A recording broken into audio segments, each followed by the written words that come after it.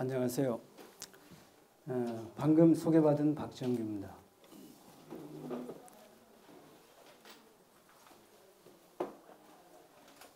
우리는 지구에 살고 있습니다.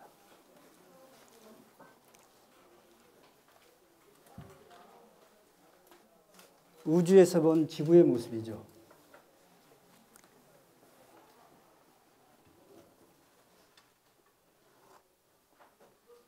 우주 비행사들이 지구에 나갔을 때 지구를 처음 봤을 때 엄청난 충격을 받았습니다. 인식의 변화, 인식의 전환이 일어난 건데요. 우주 비행사들에 대한 결과는 대부분 과학적인 실험의 결과만 보도되었지 인식의 변화에 대해서는 거의 알려진 게 없습니다. 첫 번째로요. 제가 마이크를 놓고 하겠습니다. 이게 좀 불편해서요.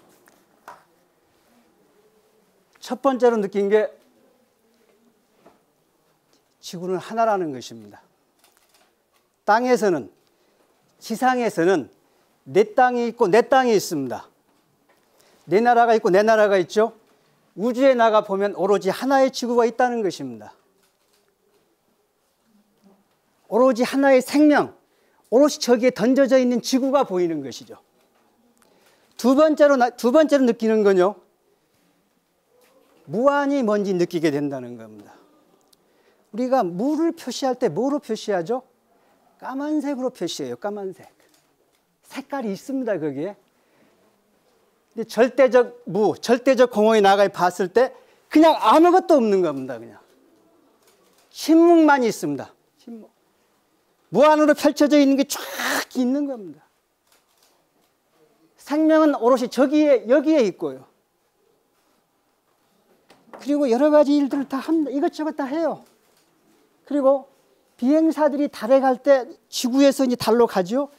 또 한 번 인식의 변화를 느낍니다. 인간이 만든 가장 빠른 게 무엇이죠?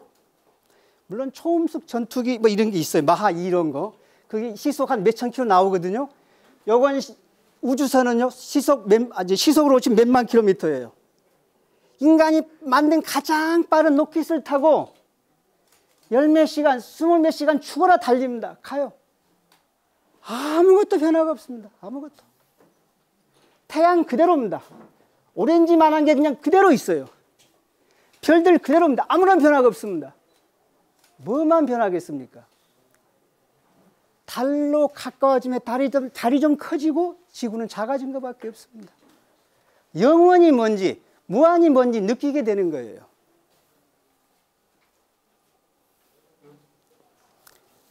세 번째는요. 우주선 안에서 가느다란 줄이 있어요. 생명줄입니다. 거기에 연결돼 가지고 나가요. 그걸 바라볼 때 느낌이라는 게 이게 생명줄인 겁니다. 우주선하고. 그게 끊어지면 자기는 돌아갈 길이 없어요. 그 다음에 우주선에 있는 그 여러 가지 일들을 다 마치고 최종 마지막 목표가 뭐겠습니까? 지구에 돌아가는 겁니다. 오로지 돌아가는 것밖에 안 남아요. 초기에 소련에서 이제 그 로켓 발사하잖아요. 그럼 각도가 안 맞으면 튕겨져 나가면 우주 미하가 돼요. 어떻게 되겠습니까? 죽음밖에 없어요. 오로지 최종 목적은 이 생명의 정원, 지구에 돌아오는 것입니다. 거기서 여러 비행사들이 이제 그 비행 느낀 걸 그 책이 있는데 우주로부터의 귀환이에요. 일본 작가가 인터뷰에서 썼는데 거기서 한 비행사가 한 말이 있어요. 우주 비행은 비행사들이 할 게 아니다 이거예요. 그 사람이 노셀 슈와이커트인가 그런데 이런 얘기를 했어요. 우주에서 보면 구름 속에서 번쩍이는 번개가 그렇게 아름답다는 것입니다. 아주 황홀하게 아름답대요. 근데 한 번은 밝은데 번개가 번쩍이는 거예요. 그래 저기 어떤 번개인가 하고 찾아봤습니다. 유심히 본 거예요. 근데 번개가 아니라 포탄 불빛, 미사일 불빛인 거예요. 그걸 봤을 때 비행사가 뭘 느꼈겠습니까? 너무나 우스꽝스럽고 말도 안 된다는 거예요. 오로지 하나의 지구가 서로 분쟁하고 다투고 싸우는 건 무엇이겠습니까? 오른손팔이 왼손팔하고 팔과 싸우는 게 같은 거예요. 오른발이 왼발과 다투는 거고요. 미친 짓이죠.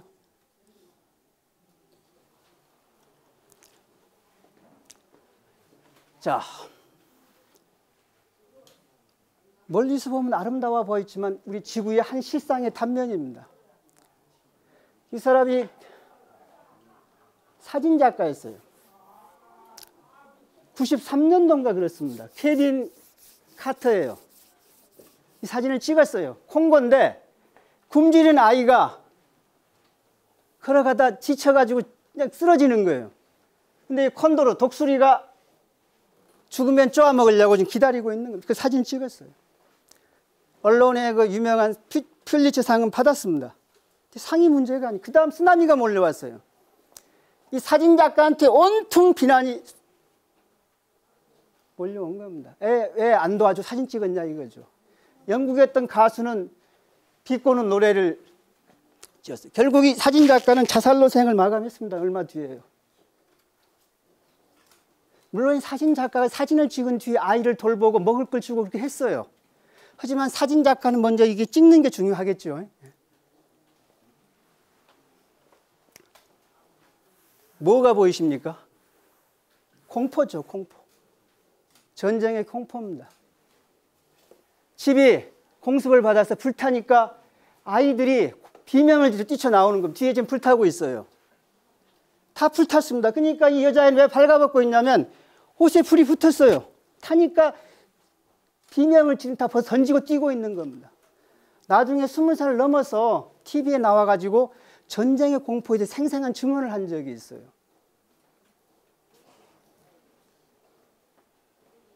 포로입니다. 전쟁 포로요. 몇 시간 뒤에 다 처형됐어요. 이 눈을 보십시오. 잠시 후면 죽을 걸 알고 있는 눈빛이요. 이게 우리 지구가 살고 있는 실상입니다. 생각해 보십시오. 이 모든 행위, 이 모든 문제의 근원적인 시발점 무엇이겠습니까?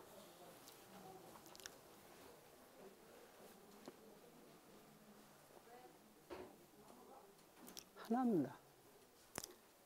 탐욕입니다. 탐욕. 이 탐욕이 불러온 부의 독점, 이것이 모든 문제의 시작점이자 끝입니다. 몇 가지 제가 비유를 말씀드리겠는데 이게 지구입니다. 우리가 살고 있는 지구인데요. 지구가 사는 마을이 100명이라는 어떤 그런 좋은 제재가 있습니다. 자, 이 지구에 100명이 살고 있는데요. 우리의 실상이 어떤 거냐면 100명이 있어요. 그 중에 한 명이 50평을 씁니다. 지금 편의상 그냥 이 지구의 평수를 면적을 100이라고 하자고 100평으로요. 100평 중에 한 명이 절반을 뚝대 쓰고 있는 거예요. 왜? 돈을 그렇게 가지고 있어요. 돈이란 권력이자 힘이자 영향력입니다. 모든 것을 지금 재고 있는 거예요. 한 명이 절반을 쓰고 있어요. 그 다음 나머지 9명이 얼마를 쓰냐면 40을 써요. 여기 40. 그러니까 90을 10명이 쓰고 있는 겁니다. 90을. 그럼 나머지 90명을 얼마에 쓰고 있냐면 여기 10을 쓰고 있는 거예요. 10. 10을 쓰고 있어요.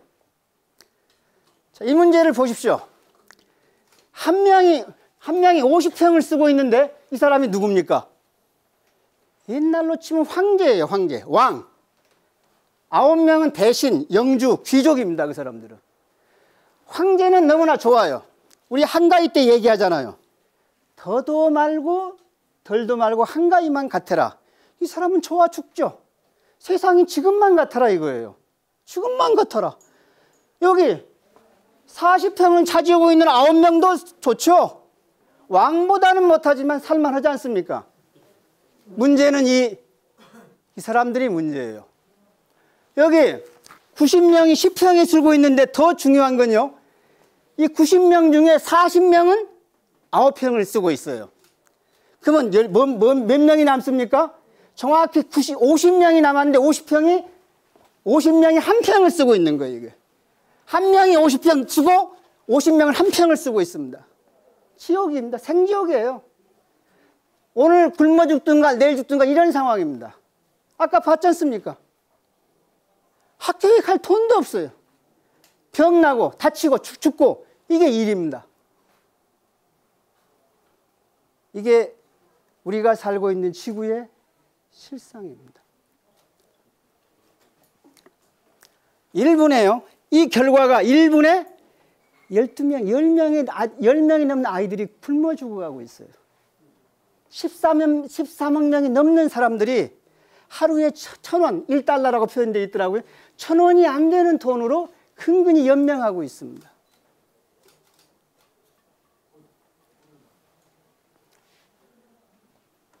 더 기가 막힌 건요. 전 세계에서 가장 부자들 100명도 아니더라고요. 85명이 가지고 있는 재산, 부가 가난한 사람 35명보다 많다는 겁니다. 이게. 어떻게 100명도 안 되는 85명이 가지고 있는 재산이, 부가 가난한 사람 35명보다 많을 수, 이게 정상입니까 이게? 세 모녀 사건 아실 거예요. 세 모녀, 어머니, 두 딸, 결국은 몇만 원 챙겨놓고 자살하게 되고요. 젊은이 자살하고 수시로 죽어가고 있습니다. 지금.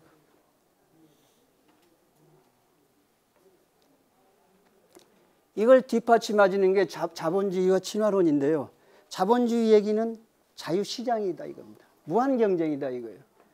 무한경쟁, 말이 좋죠. 무한히 경쟁할 수 있답니다. 근데 무한경쟁은 다시 말하면 무한탐욕이죠. 무한탐욕입니다. 무한탐욕은 죽음을 보장합니다. 파멸을 보장해요. 자, 인체에서요. 심장에서 나온 피가 골고루 돌아야 돼요. 뒷발로도 가고 손으로도 가고 볼에도 가고 엉덩이로 다양한 데 다 돌아야 됩니다. 근데요. 인체에서 한 부위, 예를 들면 여기 손등 또는 턱 주위에 심장에서 나온 피가 90% 이상, 아까 10%가 90%를 가지고 있잖아요. 여기에만 모이면 어떻게 되겠습니까? 그게 뭡니까? 암이죠. 그게 암이에요. 이 사람 지금 중년의 남자인데 여기 턱하고 구강에 암이 걸린 상태. 이 사람 살아 있습니다. 지금 저 암세포가 인체에 나오는 피를 얼마나 가져가겠습니까? 이건 얼마 되지 않아요. 만약 우리 지구처럼 90%를 한 구석에가 간다면 이 사람 젠장 죽어야 됩니다. 생존할 수가 없어요. 이치가 그렇지 않습니까?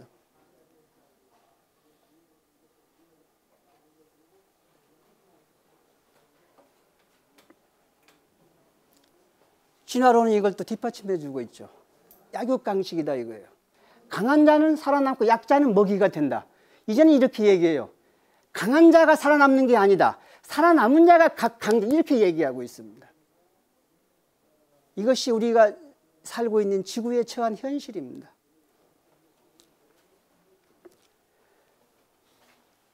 우리는요, 수많은 혁명을 했고 개혁을 했고 많은 걸 거쳐왔습니다. 우리나라도 갑오 개혁을 했고 무슨 혁명을 했고 무슨 혁명을 했고 무수한 생명을 했어요. 유럽에는 르네상스가 있었고 종교 개혁이 있었고 무슨 산업혁명이 있었고 뭐가 있었고 무슨 혁명 수없이 했는데요. 본질은 그대로입니다. 한 명이 50평을 쥐고 있는 현실. 우리는 왕조가 바뀌고 시민사회가 도래해서 우리가 투표를 해서 대통령을 뽑고 의원을 뽑고 뭘 뽑고 해서 뭐가 바뀐 줄 알았는데 본질은 그대로인 겁니다. 전혀 바뀐 게 없어요.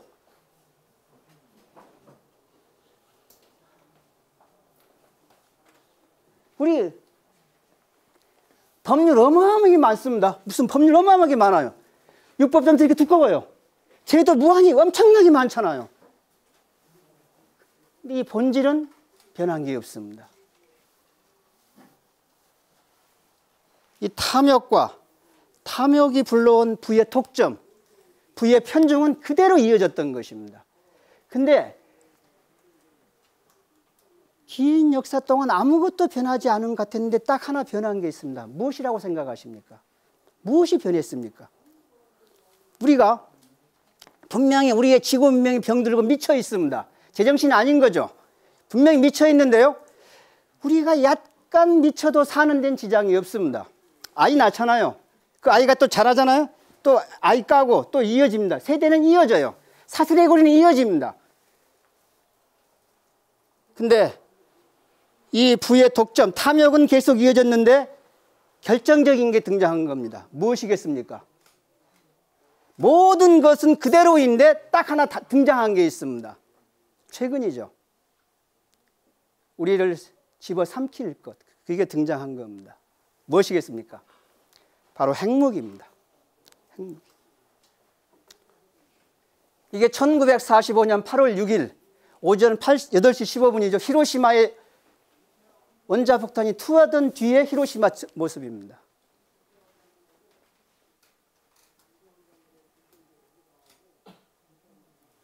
단 한 발의 폭탄이 대략 35만 명이 살고 있는 히로시마 도시를 완전히 그냥 폐허를 만들었습니다. 완전히 망가뜨린 거예요. 완벽하게 폐허를 만들었습니다. 그때가 오전 8시 15분인데 이 B-29 폭격기가 태평양의 타이린 섬에서 출발했습니다. 새벽에 떴어요.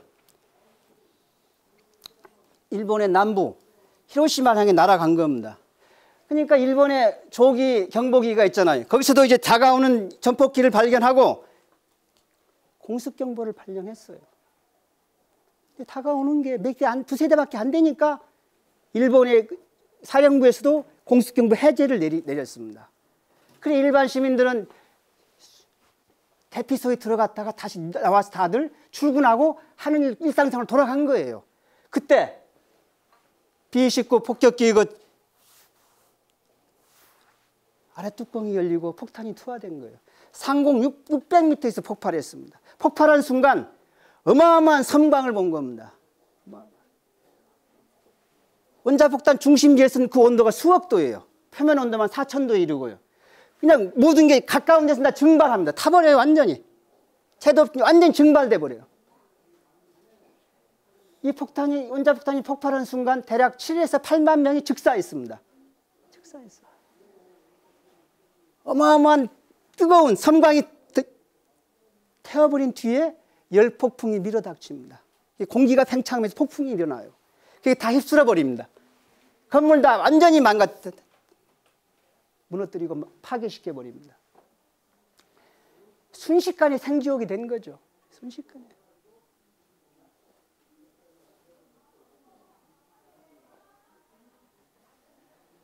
온몸이 익어가지고요. 여기 히로시마 중심부에 개울가가 있어요.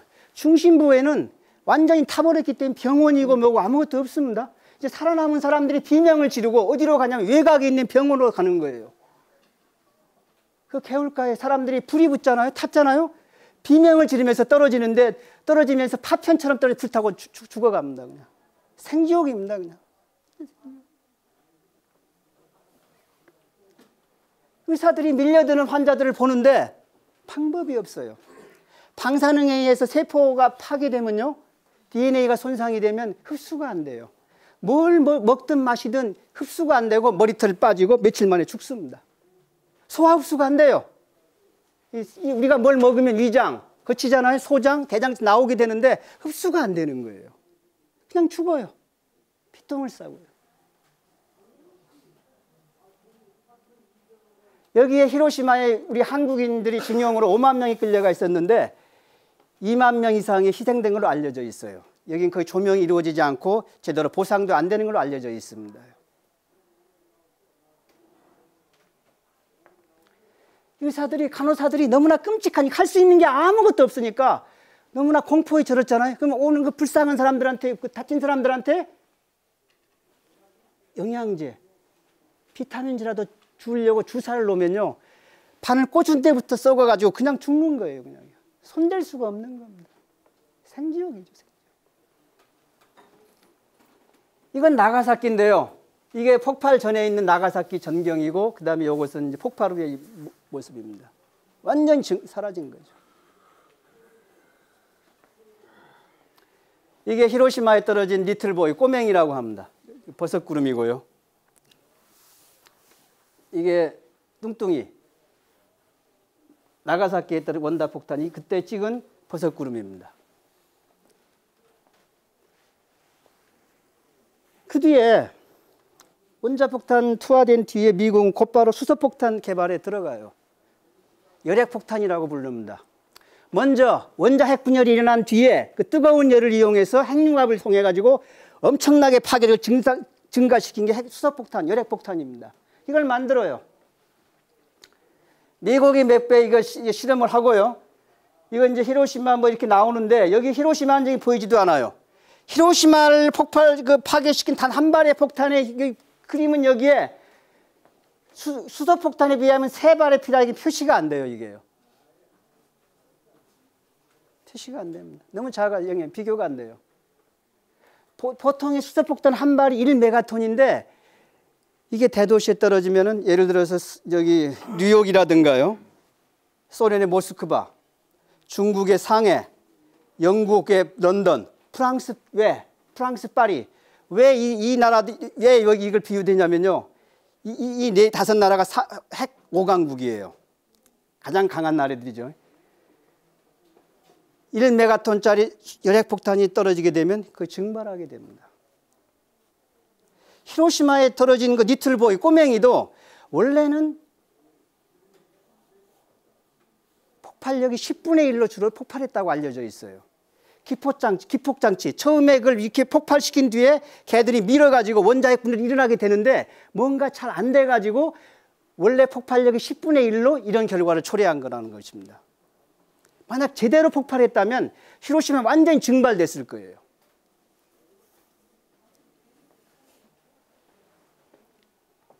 이게 짜르본바라는 소련에서 한 건데 이게 폭발력이 50메가톤입니다.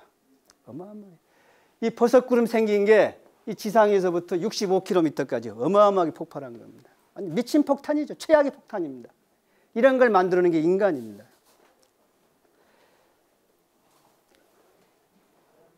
원자 폭발을 있은 뒤에 그 책임자가 맨하탄 프로젝트 책임자 로버트 오펜하이머였거든요. 이 사람이 비탄에 빠집니다. 나는 세상의 파괴자, 죽음의 신이 되었다며 반핵 운동에 돌아서요. 그리고 미 정부가 수소폭탄을 개발하자 이걸 반대했거든요. 결국은 박해를 받고 아주 힘들게 됐습니다. 그 다음에 그 유명한 알버트 아인슈타인도 얘기했죠. 오, 슬프다고 하면서 자기의 공식, 1905년도에 나온 에너지와 질량이 같다는 등가라는 공식이 있어요. 자기는 만약 이것이 원자폭탄을 만드는 원리였다면 그 공식을 찢어버렸을 거라는 얘기를 합니다. 아인슈타인 또 한 얘기가 있죠. 3차 세계대전에 인간이 뭘로 싸울지는 모르겠다. 하지만 4차 세계대전은 자기가 볼 때 돌멩이와 나뭇가지로 싸우겠다. 이런 얘기를 했습니다.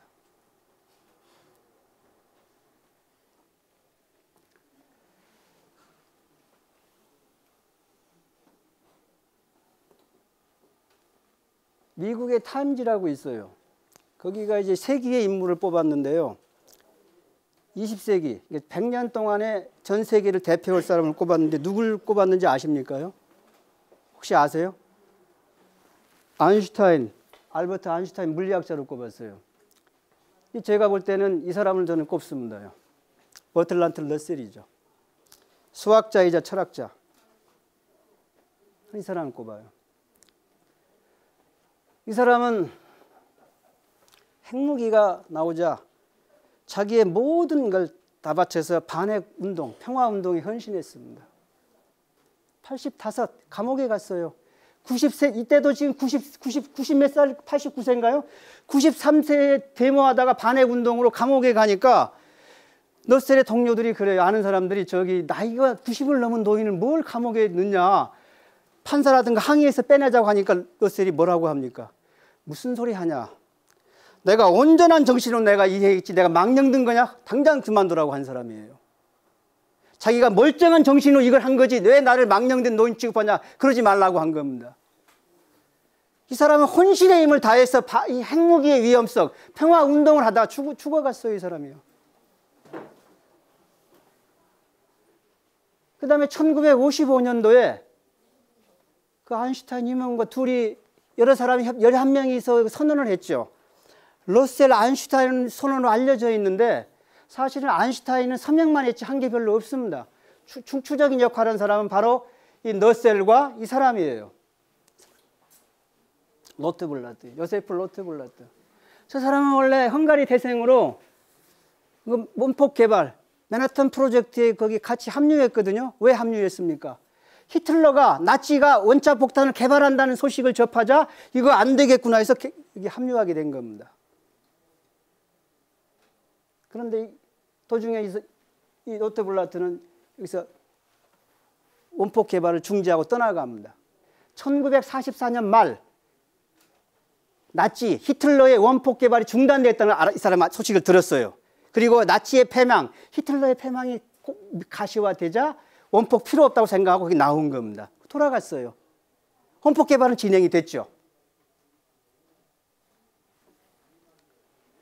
그리고 이 너셀 선언을 하게 될 때 이 모든 것을 제공한 사람이 이 사람이었어요. 과학자가 자신이 만든 것이 악용되는 걸 봐서는 안 된다 하면서 적극적으로 행동한 사람이 로테 블라트입니다. 계속 그 길을 걸어갔어요. 반핵운동에. 그리고 1995년도인가 노벨 평화상을 받았어요. 평화상이 중요한 게 사실은 아니죠. 큰 중요한 건 아닙니다. 이게 우리가 당면 과제인데요. 과연 지구에 살고 있는 우리가 파멸을 피할 수 있는가? 이게 문제가 되고 있습니다. 이 앞에 서양의 몇몇 서양 사상가들인데 그 중에 하이데거라는 실존 철학자가 있어요. 이 사람이 슈피겔지와 인터뷰를 합니다. 그 얘기를 해요. 희망이 없다 이거예요. 왜? 가진 자, 권력과 돈과 힘을 가진 자들이 놓지 않는다 이겁니다. 제도를 바꾸더라도 판을 자기한테 유리하게 바꾼 뒤에 만들기 때문에 절대 해결책이 없다고 얘기한 거예요. 자기가 볼 때는 인간이 그 사람 뿌리 뽑힘이라고 표현을 했는데 인간은 절망적이다 이거예요.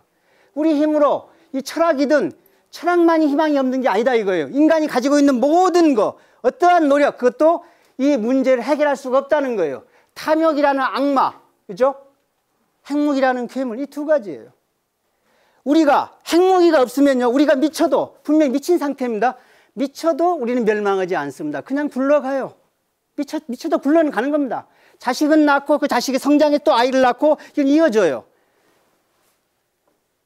근데 이 핵무기라는 괴물, 모든 걸 불태워버리고 모든 걸 집어삼키는 핵무기라는 괴물이 이게 문제인 것입니다. 우리의 앞날을 보장할 수 없다는 사실이 문제가 되는 것이에요. 냉전시요. 우리가 전면적인 핵전쟁이라고 미국과 소련이 이렇게 맘먹고 싸움하는 것보다는 이건 별로 가능성이 희박했어요, 사실은. 물론 쿠바 미사일 위기가 있었는데 이건 사실 확률적으로 낮았습니다. 그럼 뭐겠습니까? 이 동서양 진영이 핵무기를 두고 거대한 냉전을 벌였을 때 우리가 멸망할 가능성으로 압도적으로 1위였던 게 뭐였겠습니까? 우발적 핵전쟁입니다. 무수히 있었어요, 이게요. 무수히. 우발적 핵전쟁이라는 건 뭐냐면 인간의 판단착오, 컴퓨터 프로그램 오작동 또는 인공위성이나 뭔가 인식을 할 때 불빛, 달빛을 핵미사일 발사로 오인하는 게 우발적 핵사고입니다. 이게 엄청나게 많았어요. 엄청나게. 아까 나가사키 핵폭탄 투하됐죠? 그게 원래는 나가사키에 투하될 핵폭탄이 아니었습니다. 8월 9일 날 B-29가 떠가지고 원래는 고쿠라, 일본에 있는 그 근처 고쿠라로 가는 거였어요. 고쿠라로 갔는데 고쿠라 지역에는 구름이 잔뜩 있었어요. 또 일설에서는 히로시마 원자폭탄 그 얘기를 듣고서 몇몇 사람들이 공장에서 엄청나게 연기를 피웠다는 거예요. 그냥 시야를 가리니까 투하를 못했어요. 할 수 없이 돌아가는 길이었어요. 돌아가는 길에 나가사키가 있었습니다. 나가사키도 구름에 쌓여 있었는데 한 1분 정도 잠깐 동안 시야가 환히 트였어요. 그 투하한 겁니다. 만약에 그때 투하를 못했으면 가다가 B-29 연료를 실을 수 있는 게 한정되어 있잖아요. 기술력이 한정되어 있으니까. 거기 투하 못했으면 가다 태평양에 떨어뜨려야 된답니다. 왜? 돌아갈 수가 없으니까요. 우발적 핵사고, 예를 들어서 폭격기가 떠가지고 잘못돼서 사고 나잖아요. 그럼 바닷속에 쳐 들어가잖아요. 그런 핵무기가 수십 개가 있습니다. 잠수함도 그렇고요.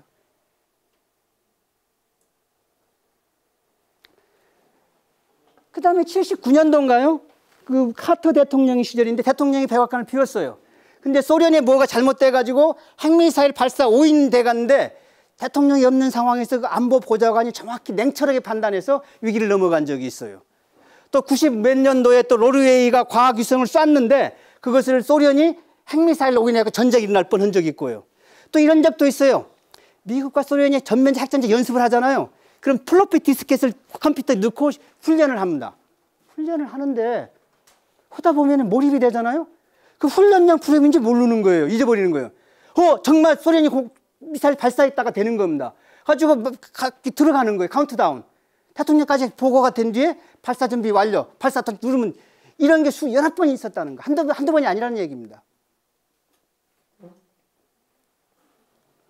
근데 결정적인 아주 위기 일발에 아주 그냥 살얼음판 같은 상황에서 거의 끔찍한 대핵전쟁이 일어날 사건이 있었는데 그게 1983년도 9월 달입니다.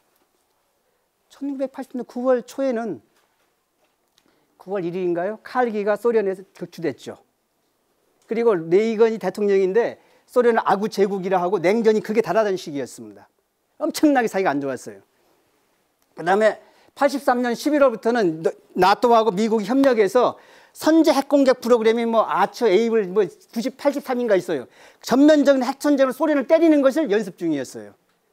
그 당시 소련의 지도자가 유리 안드로포프인가 그런데 이 사람이 지병으로 오늘 내일 한 상황이었어요. 그러니까 신경이 곤두서 있는 거예요, 그냥 완전히. 그 상황에서 83년 9월 26일인데 0시예요.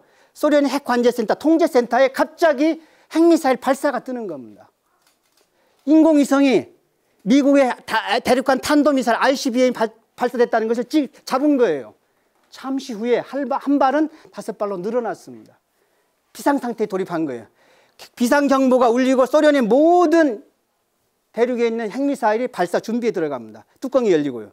잠수함에서는 발사 다 정비 들어가고요. 그때 이 당직 사령했던 이 사람입니다. 스타니슬로프 페트로프.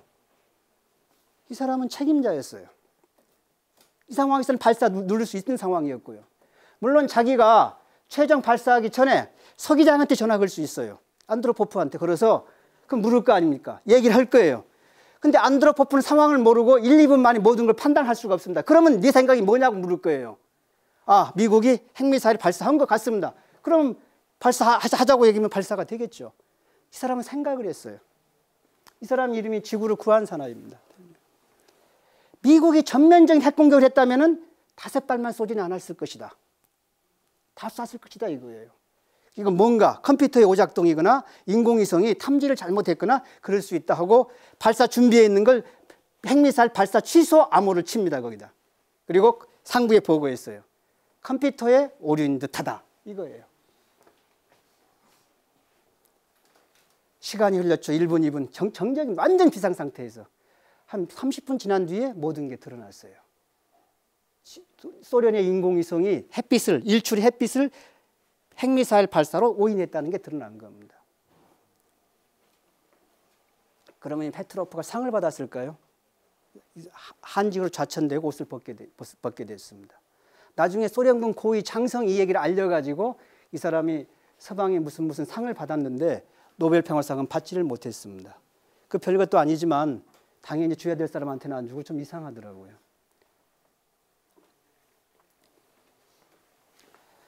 그래 서양의 현자들과 사상가들은 인류는 파멸을 피할 게 없다라고 다 얘기하고 있어요. 동양의 현자와 선지자들인데요. 최재우입니다. 동학을 창시했죠. 1860년대쯤 됩니다. 서학의 그리고 이 사람 인내천 사상을 중요했고요. 근데 이 사람이 이제 그 뒤에 이 뒤에 정역 김일부 그다음에 저기 그 증산교를 창시한 강일순인데요. 이 사람이 등장했고 이 증산교의 여러 가지로 갈래로 나눠지게 되는데요. 그 중에 하나가 차경석의 보천교가 있습니다. 일제시대 때 신도 600만에 달할 정도로 크게 부흥했고 그다음에 그 차경석의 후손 중에 이분이 이제 차길진 법사예요. 살아있는 분입니다. 저하고는 인연이 깊어요. 제가 몇 번 만났는데 저분을 제가 찾아간 이유가 두 가지입니다. 하나는 이거였어요. 1909년도 9월 초였는데요. 만주 간도를 팔아넘기게 일제했어요. 그게 1900 아까 제가 얼마라고 그랬죠? 갑자기 혼돈이 오는데요. 아까 몇 년도라고 그랬지? 네, 1909년이죠. 그러니까 100년 전이니까 1909년도 9월 3일에 일제가 조선의 외교권을 박탈한 뒤에 불법적으로 만주 간도에 청나라에 팔아 넘겼습니다. 근데 학자마다 다르지만 100년이 되기 전에 이의를 제기해야 돼요. 유심히 보고 있었어요. 알고 있었으니까요. 자, 대통령이나 국회의원 어느 당이 만주 간도에 대한 이의를 국제사법재판소에 제소를 하나 보고 있었는데 아무도 못했어요. 왜? 중국의 위세, 중국의 힘이 세니까요. 다 눈치만 보고 아무도 못했는데 바로 이분이 했습니다. 민족회의 통일정부를 통해서 김영기라는 사람, 김영수 두 사람을 보내서 이걸 접수가 된 겁니다. 나중에 통일 한국의 만주 간도를 되찾아올 수 있는 계기가 된 거죠. 또 한 가지는요. 이분이 1909년인가 2009년도 한 10년쯤 전이에요. 어떤 글을 쫙 쓰는데 그 글 맨 말미인데 지구의 어떤 위기를 얘기하고 끝에 이렇게 얘기가 마무리가 됐어요. 혹시 누가 알겠는가? 앞으로 십몇 년 후에 순간이동으로 외계인이 지구에 와서 기자회견을 하는 걸 누가 이걸 이해하겠는가? 이런 글이 있어요. 저는 이걸 보고 찾아간 거예요. 근데 이런 선지자들이 있는데 그 중에 이제 봉우 권태훈 선사도 있고요. 이분이 있어요. 학승 탄어죠. 이분이 주역과 가장 어려운 불경이 화엄학인데 거기 능통해서 일본의 대학이라든가 대만의 대학에 가서 아주 얘기해서 세계적인 석학으로 인정받은 분이에요. 근데 이분이 주역에 능통해가지고 보통 일이 아니라 앞날을 그냥 내다보는 건 손바닥처럼 보는 거예요. 몇 가지 제가 예를 드리겠습니다. 시간이 어떻게 되죠? 제가 좀 잠깐 예. 4시 13분. 반까지만 할까요? 예. 그럼 딱 되겠습니다. 6.25가 나기 전에 1949년도죠. 갑자기 그러는 거예요. 스승님, 오대산은 월정사에서 그 스승이 방한함이었어요. 난리가 나게 되어 있습니다. 부산 쪽으로 가야 됩니다. 얘기하는 거예요. 난리가 났잖아요. 그 다음에 베트남, 미국 전쟁이 일어났잖아요. 그 나기 전에 전쟁이 일어난다고 딱 얘기를 하는 거예요.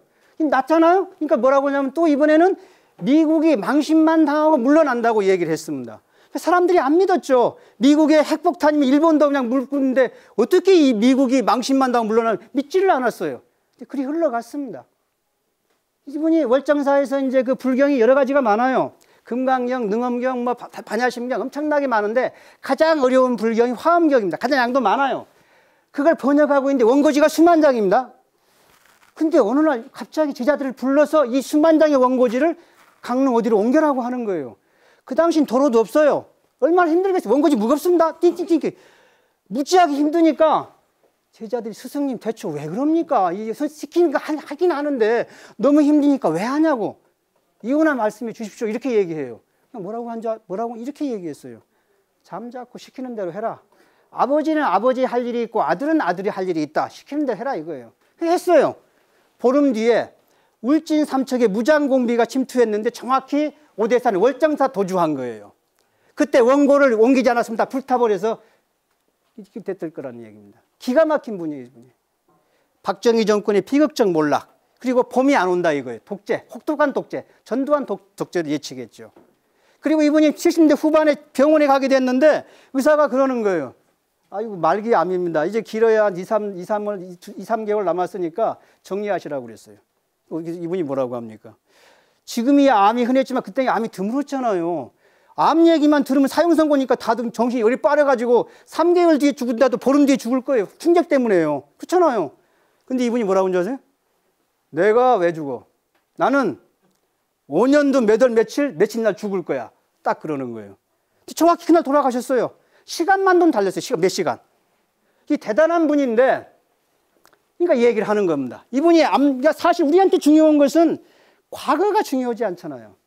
과거를 묻지 마세요. 자, 우리한테 중요한 다가오는 미래가 중요해요. 이분이 미래에 대해서 뭐라고 얘기했냐면 방탄소년단 아시죠? 이걸 예지한 겁니다. 한국의 여자와 남자들이 세계인의 선망의 대상이 될 것이다. 정확하잖아요. 지금. 한류는 시작인 겁니다. 이건요. 그 뒤에 지구의 지구 온난화를 얘기했는데요. 우리는 이산화탄소 CO2 얘기하잖아요. 이분이 차원이 다른 얘기를 한 겁니다. 지구의 불기운이 북극을 치고 들어가서 지구가 뜨거워진다 이거예요. 북극이 녹는다 이거예요. 그래 북아메리카, 아시아, 일본, 저지대가 침수가 될 것이다. 학자들은 지금 다 뭘 얘기, 이산화탄소 CO2만 얘기하고 있는데 그 차원이 아니란 얘기입니다. 그리고 이분이 또 얘기한 게 있어요. 지금의 종교는 사라지게 될 것이다. 자기가 종교인이면 산다는 말이 지금의 내가 옳으니 내가 옳으니 다투는 종교, 싸우는 종교는 모두 사라지게 될 것이다. 초종교가 등장하다. 그러면서 이 얘기를 했어요. 앞으로는 누구 덕에 사는지 모르는 놀라운 세상, 차원이 다른 세상이 도래한다고 한 겁니다. 이걸 왕도 정치라고 표현했는데 종교에서 얘기하는 극락, 지상 낙원 이런 세계가 도래한다는 거예요. 그러면서 한다는 말이 이 새로운 세계가 펼쳐지기 전에 지구가 격변을 겪는다는 겁니다. 그때 지상의 60%, 70%가 소멸된다는 일이 일어난다는 거예요. 그러면서 한다는 말이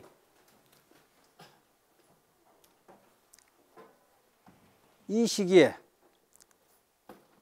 이 대격변 시기에 인류가 파멸이냐 생존이냐 멸망의 불구덩이에서 허덕이는 때가 반드시 있다고 그랬어요. 바로 이 시기입니다.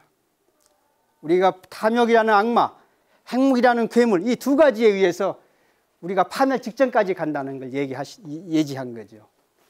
근데 이분은 이 파멸적인 상황, 이 불구덩이에 허덕이는 걸 정확히 내다보면서 동시에 인류의 구원의 방안이 마련이 된다고 한 거예요. 그러면 생각해 보십시오. 우리는 해결할 길이 없어요. 안 보입니다. 핵무기 해결하면 좋죠. 어떻게 해결하겠습니까? 미국과 소련이 가장 핵무기가 많아요. 제일 두 나라가 가장 많은데 누가 미국의 핵무기를 없앱니까? 만약에 미국이 나 핵무기 없애겠다. 너희들도 없애라. 러시아, 중국, 영국, 소련, 파키스탄, 인도 다 없애라. 이렇게 나오면 다 따라갈 거예요. 근데 미국이 핵무기 없앨 수 있다고 보십니까? 미국은 1년에 총기 소지로 수십 명, 수백 명이 죽어가도 이 문제 해결 못하고 있어요. 누가 이 탐욕이라는 문제, 가진 자들이 권력과 제도로서 더 틀어지는 이 세상, 아까 보셨잖아요. 한 명이 50평을 쓰는 이 상태에 무엇으로 해결할 수 있습니까? 자본주의가 최고의 진리고 이 진화론이 최고의 진리인 것처럼 얘기가 되면서 탐욕이 극대화되는 거지 무엇으로 해결할 수 있냐 이거예요. 길이 없습니다. 보통 사람들은 이게 납득이 어렵겠지만 사상가들, 철학자들은 그걸 내다본 거예요. 도저히 길이 없다는 겁니다. 길이 없다고 했는데 이 탄원은 대예지력을 가진 이 대학승은 인류의 구원의 방안이 마련이 된다요. 이런 거예요. 멸망의 불구덩이 허덕이는 이때에 마련이 된다는 것입니다. 그 다음에 이게 추배도예요. 추배도. 중국의 당나라 때 이승풍이가 쓴 겁니다. 이게 어느 정도의 60장의 그림으로 그려져 있는데 이 MBC인가 보도가 된 줄 아시는 분들 많이 있을 겁니다. 기가 막힙니다. 60개의 그림에 시가 참말과 성활 시가 써져 있는데요. 그중에 55번까지는 다 밝혀진 지난 일이 과거 다 증명이 됐고요. 적중률 100%라고 합니다. 그러니까 징기스칸 원나라의 등장, 그다음 홍콩 반환, 모택동, 등소평이 경제개발 모든 게 다 들어있는 거예요. 이게 56번입니다. 뭐라고 쓰여있냐면 전쟁이 사람에 의존하지 않는다. 병사에 의존하지 않는다 이겁니다. 나르는 새가 있는데 비조, 새가 아니다. 전폭기를 얘기하고 있습니다. 불이 나와요. 그 다음 물고기가 아니다 이거예요. 잠수함, 탄도 그거죠. 기술의 전쟁이다 이거예요. 이건 병사에 의존하지 않는다. 기술의 전쟁이다 얘기하고 있습니다. 끝없는 솟아오르는 연기와 버섯구름 그리고 움푹 패인 우물바닥 이걸 얘기하고 있습니다. 큰 문제가 해결되지 않았다. 더 큰 문제가 다가온다. 이렇게 해놓고 있어요. 핵전쟁을 암시하고 있는 거죠. 이게 56상인데요. 이 57상에 추배도의 구원의 인물이 등장합니다. 극악한 사태에서 변화가 온다. 키가 3척인 아이가 모든 외국인들이 절을 하게 만든다. 빨간 동양과 파랑 서양이 싸울 때 신의 아들이 나타난다. 이 신사를 평화를 가져와 전쟁이 멈춘다. 이 믿을 수 없는 천재는 두 나라 사이에서 온 사람이며 모든 전쟁을 끝낸다라고 되어 있어요. 정확한 의미는 모르는데 여하튼 중요한 것은 구원의 방안, 해결책이 있다는 것입니다. 하나 더 넘기시면. 노스트라다무스인데 이 사람은 서양의 유명한 예언가죠. 다 아실 겁니다. 그 책이 모든 세계, 사행시를 쓴 수백 편입니다. 근데 어떤 일이 있었냐면요. 20년 전이죠. 1999년, 98 이때에 그때 난리가 났었어요. 그때 Y2K 문제라고 컴퓨터 연도 인식 문제 다들 기억나실 거예요. 컴퓨터가 작동을 못하고 어떻게 난리가 나고 더더구나 노스트라다무스의 사행시 중에 하나가 있었어요. 1997, 7의 달, 공포의 앙골모아 대형이 내려오리라 이런 대목이 있습니다. 그리고 이 전후에 마르스는 행복의 이름으로 세상을 지배하리라. 이 구절이 마치 세계 멸망을 암시하는 것처럼 해석이 된 거예요. 그러니까 난리가 났습니다. 대부분의 노스트라다무스 연구가들이 그렇게 해석을 했으니까. 근데 그때 한 명의 노스트라다무스 연구가가 있었어요. 그 사람이 존 호그인데 이 사람은 그때 이렇게 얘기했어요. 이때 이 책 내용이 그겁니다. 내가 30년 이상 노스트라다무스를 연구했는데 멸망은 없다. 위기는 오지만 인류는 위기를 극복한다. 그리고 이 20세기 후반에 전혀 새로운 뭔가 나온다. 유대교, 불교, 기독교, 마호멧 어떤 기존의 종교와 전혀 다른 새로운 종교가 도래하는데 그 종교에 의해서 인류는 2025년경에 새로운 시대에 돌입하게 된다. 이렇게 해석을 하는 거예요. 그러면 존 호그가 이렇게 얘기합니다. 나는 그 새로운 뭔가가 뭔지는 모르겠다. 그 당시에 이제 크리슈나무르티나 라지니시가 유행하던 때이었습니다. 이 크리슈나무르티나 라지니시가 얘기한 정신혁명, 의식혁명인지 새로운 다른 무엇인지는 모르겠다. 이렇게 얘기한 거예요. 그렇지만 멸망한다는 이 시기에도 분명 그 새로운 것은 전파되고 있는 게 분명하다. 이렇게 얘기를 한 겁니다. 그러면 인류가 파멸 직전이고 멸망이 코앞에 다가왔는데 무엇으로 이 길을 극복할 수 있을까요? 우리가 세상을 바라보는 중요한 원리가 있죠. 만물 유전의 원리입니다. 봄이 가죠. 다시 봄이 옵니다. 어머니가 딸을 낳죠. 그 딸이 다시 또 다른 딸을 낳습니다. 그 딸은 또 다른 딸을 낳습니다. 그래 어머니가 딸한테 얘기해 줘요. 산통은 어떻게 하고 뭘 준비하고 어떻게 다 준비해 얘기를 해줍니다.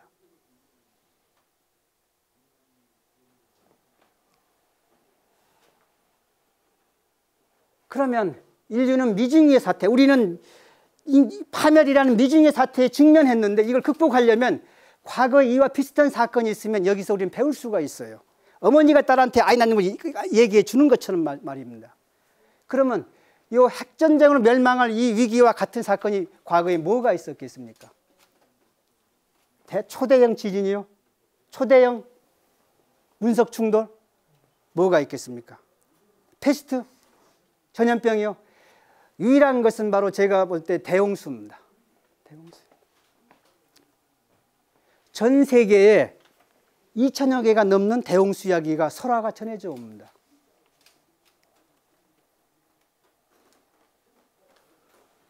우리나라에는 남매 얘기, 먹두령 얘기가 전해져 오고 남미에도 있습니다. 북미에도 있고요. 저 유럽에도 있습니다. 아프리카에도 있고 인도에도 있고 시베리아도 있고 일본에도 있고 중국에도 있습니다. 태평양에도 있고 이 대홍수 이야기는 전 세계 모든 곳에 전해져 오는데요. 대홍수의 객관적인 증거가 있습니다. 무엇이겠습니까?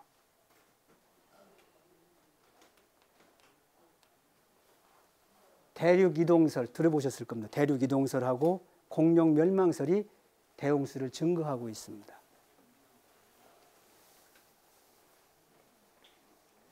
이 사람이 아투레는 베게너인데요. 1912년도인가에 그때의 대륙이동설을 처음으로 추창했어요.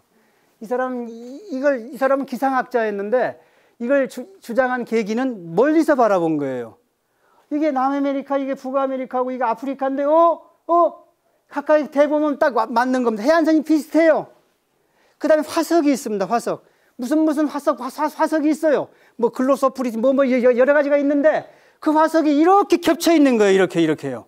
여기 있고 여기 같이 있고 여기 있고 같이 있는 겁니다. 이거 이상하네. 그래서 제안을 했어요. 결과가 뭐였겠습니까? 정신 나간 소리, 열 빠진 소리, 미친놈아. 완전 미친 사이코 얘기 다 들었습니다. 네가 기상학자니, 네가 지질학이 됐으면 뭘 아니? 미친 정신 나간 인간아. 그 상태였어요. 근데 나중에 이게 30-40년 뒤에 지금 대륙이동설은 정설, 확실한 법칙이 됐어요. 맞다 이거예요. 원래 하나의 초대륙, 빵게아가 붙어 있다가 떨어져 나가게 됐다 이거예요. 그러면 생각해 보십시오. 이 거대한 대륙을 옮기는 게 무엇이 옮겼겠습니까? 한번 생각해 보세요. 우리 가을에 산 많이 가잖아요. 설악산도 가고 내장산도 가고 지리산도 갑니다. 우리 지리산 옮길 수 있나요? 설악산 옮길 수 있나요? 아니 지리산이 뭡니까? 어떻게 옮겨요 그거? 태백산만 옮길 수 있나? 못 옮기죠. 그런데 한반도가 아니라 이 대륙, 이 어마어마한 대륙이 떨어져 나갔다는 것은 이 작용 힘이 보통의 힘이나 위력을 가지고는 안 되는 겁니다. 차원은 달리해야 되는 거예요. 이게 지구 내부에서 오는 판구조론의 그런 힘이든 외부에서 오는 것이든 완전히 차원이 다른 어마어마한 거대한 힘이고 작용해야 되는 겁니다. 그때 자 보십시오. 공룡이 멸망했어요. 증명된 겁니다. 그거 제가 시간 쫓기니까 얘기를 더 못하겠는데 여하튼 증명이 됐어요. 그거 어떻게 증명이 됐냐고요? 하여튼 공룡이 멸망했는데 확실히 운석을 멸망했는데 정설이 됐어요. 근데요 생각해 보십시오. 그러면 원래 초대륙 다 붙어있는 하나의 대륙이 붙어있는데 지구 외부에서 뭔가 와가지고 이 대륙을 쪼갰습니다. 종이 찢듯이 찢고 파편 듯이 떨어져 나가게 대륙을 떨어져 나가게 했어요. 그러면 지구가 온전히 이 대륙이 떨어져 나갔으면 그 힘이 어떻게 되겠습니까? 대재앙, 대이변이에요. 그냥 모든 게 다 뒤바뀌는 겁니다. 이 거대한 대륙이 찢어 나갔는데 뭐가 멀쩡하겠습니까? 물기둥이 치솟오르고 수십 킬로미터 치솟겠죠. 대홍수를 유발하는 겁니다. 완전히 다 깡그리 다 죽어요. 다. 뭐가 살아남을 수 있겠습니까? 아무도 살아남을 수 없어요. 다 죽어요. 다 죽었어요. 근데 우리는 살아있잖아요. 공룡은 사라졌어요. 분명히 존재했었는데. 그래서 이게 문제인 겁니다. 어떤 것도 설명이 안 돼요. 공룡 멸망에 대해서. 유일한 것은 이 대홍수 후에 생명이 재창조됐는데 누구만 빠졌냐? 공룡만 빠진 겁니다. 생태계 균형이 도움이 안 되니까 뺀 거예요.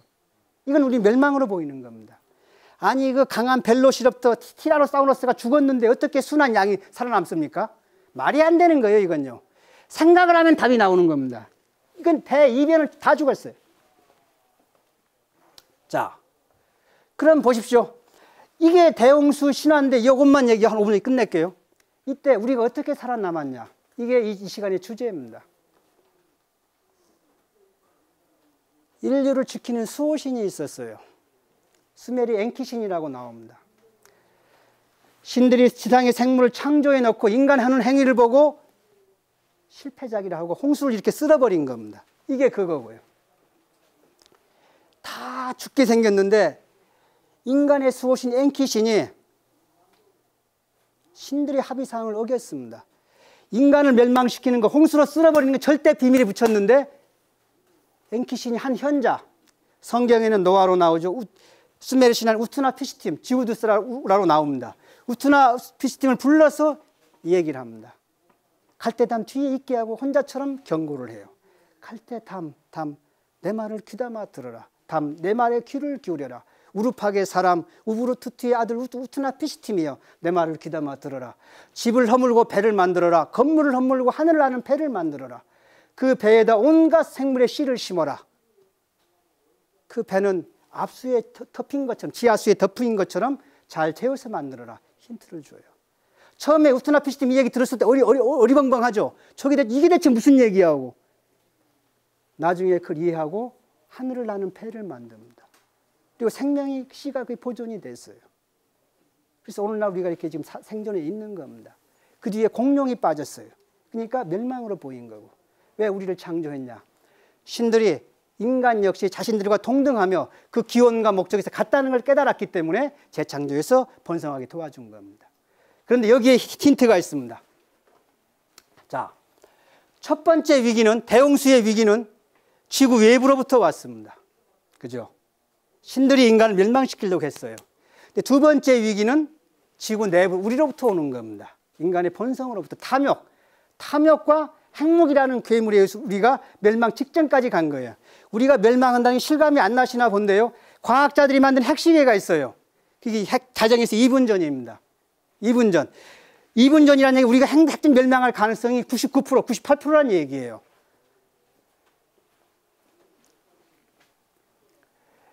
이게 조화의 원리인데요.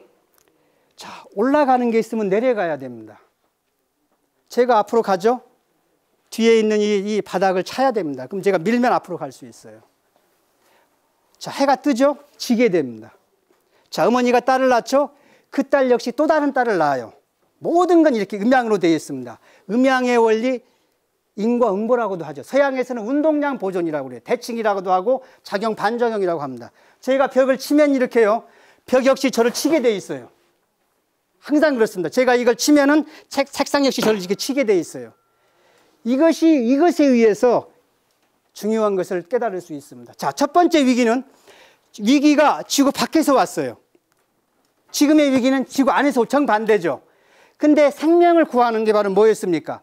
하늘을 나는 배가 첫 번째는 지구 내부에서 밖으로 나갔어요. 두 번째 위기는 반대죠. 그럼 하늘을 나는 배가 이젠 지구 밖에서 안으로 들어와야 됩니다. 이치가 그렇잖아요. 정반대예요. 그 다음에요. 생명의 씨라고 됐는데 이 생명의 씨가 뭐냐? 오늘날로 치면은 DNA입니다. DNA는 기묘한 특성이 있어요. 어떤 특성이 있습니까? 코끼리 DNA는 세포 하나에 코끼리에 대한 모든 정보를 담고 있어요. 그죠? 사람 수정란도 모든 정보를 다 담고 있습니다. 어디서 오셨어요? 엄마, 아빠 수정란에서 왔잖아요. 그게 분열과 분할을 해서 이렇게 사람이 돼서 활동을 하고 있는 겁니다. 그렇다면요, DNA는 물질이죠. 물질의 대척점, 반대는 뭐가 있겠습니까? 정신이나 진리나 경전이 되는 거예요. 진리에 모아놓은 결집체가 경전이잖아요. 그 경전이 있어야 됩니다. 근데요, 이건 보통 경전이 아니어야 돼요. 왜?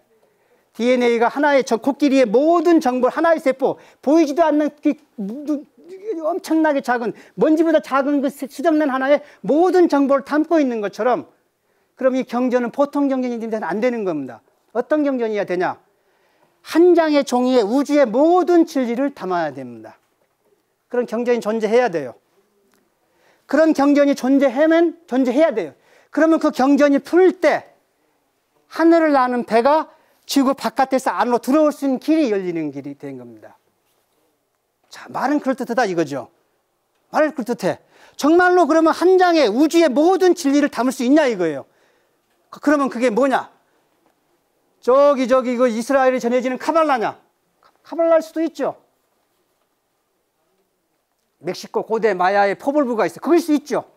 또 탄드라던가요? 탄드라인가? 뭐 있죠. 그 명상 밀교. 그걸 수도 있어요. 우리 전 세계의 경전을 다 뒤져봤을 때 우주의 모든 진리를 담은 한 장의 경전이 있다면 그 경전이 풀어지면 하늘을 나는 배가 지구 안으로 들어오면서 인간의 이 파멸적인 위기를 극복할 수 있는 길이 열린다는 게 되는 겁니다. 그걸 찾아야 됩니다. 그리고 그걸 찾아서 해석할 때 그 길은 열리게 되어 있고요. 제 얘기는 여기까지 하고 혹시 질문 잠깐 하시겠어요? 질문 있으면요. 질문하시죠. 천부경이 거기라 이 말이죠.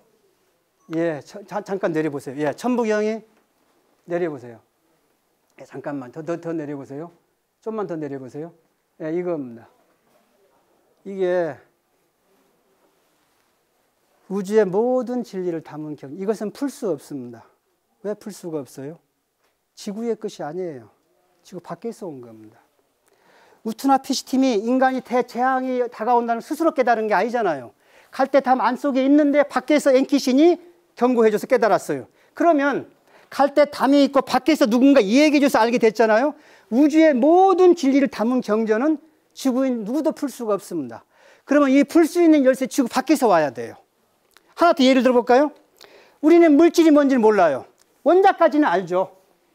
원자는 물질이 뭐냐? 원자다. 만물이 원자로 구성되어 있어요. 그러면 그 밑에 들어갔더니 전자가 있고 핵이 있고 양성자, 중성자가 있어요. 그럼 중성자가 뭐냐? 양성자가 뭐냐? 쿼크로 되어 있다 이거예요. 그러면 전자, 중성미자, 광자, 쿼크가 뭐냐? 답을 못해요 우리는. 수많은 천재, 어마어마한 천재들이 수천 명, 수십 년간 연구하는 것이 이 끈기론이에요. 이 대체 광자가 뭐냐? 이 쿼크가 뭐냐? 그걸 죽어라 연구하고 있는데 결론은 안 나고 있습니다. 결말을 몰라요. 그러면 우주의 모든 진리를 담았다면 왜? DNA처럼 한 쌍의 DNA가 모든 생명의 정보를 갖고 있는 게 사실이죠? 그럼 이 경전이 우주의 모든 진리를 담았다면 쿼크가 뭐냐, 광자가 뭐냐, 그 답변을 해야 돼요. 우리 누구도 답을 몰라요. 풀 수 없는 겁니다. 그러니까 천부경을 풀었다는 사람들은 전부 다 제가 볼 때는 골목 천부경을 하고 있는 거예요. 자기 사무실 있잖아요. 자기가 대표야. 자기가 했어. 그러면 직원들 누가 거기에 반론을 제기할 수 있겠습니까? 인정하는 거죠. 그 골목 안에서 통하는 거예요. 하나 더 얘기해 볼까요? 우리는 생명이 뭔지를 모릅니다. 진화했는지 신이 만들었는지 어디서 왔는지 몰라요. 누가 자신 있게 얘기할 수 있나요? 소크라테스는 그 얘기했죠. 너 자신을 알라고. 우리는 모르고 있어요. 근데 이 우주의 모든 진리를 담은 경전은 생명이 뭔지가 나와 있어야 돼요. 누가 이걸 알 수 있다, 자신할 수 있습니까? 아무도 없어요. 풀 수 없는 겁니다. 이걸 풀려면 유일하게 아까 갈대 담에 엔키신이 지우트나 비스팀에게 알려준 것처럼 지구 밖에서 열쇠가 와야 됩니다. 이건 잠겨 있어요. 자, 하나 제가 비유를 들어볼게요. 여러분 자물쇠 아시죠? 자물쇠. 이게 자물쇠 통입니다. 이게 사각형이잖아요. 자물쇠는 잠겨 있어요. 저 열어야 돼요. 뭘로 열겠습니까? 누구도 뭐 열쇠가 와야 돼요. 그렇죠? 그 열쇠가 바로 뭐냐면 아까 존 호구, 로스트라담스가 얘기한 거기에 힌트가 있을 수 있어요. 20세기 후반이라면 1950년부터 2000년까지 그 기간 동안에 천문대, 무슨 전파 천문대, 이 천문대들이 우주로부터 무슨 메시지를 받았다는 게 있으면 조사해보면 돼요. 아니면 접촉자들, 우주인을 통해서 뭔가 받았다는 사람들이 몇 명 있을지 모르겠어요. 100명이지 수백 명인지 모르겠는데 그들 다 조사해보면 그 중에서 합리적 이치에 맞는 얘기 있을 수 있어요. 그 얘기가 이걸 여는 열쇠가 되는 겁니다. 그리고 그게 풀어질 때, 이게 풀어질 때 하늘을 나는 배가 지구에 들어올 수 있는 길이 열릴 겁니다. 또 질문하세요. 몇 분 또 하시면요. 질문 있으면 하십시오.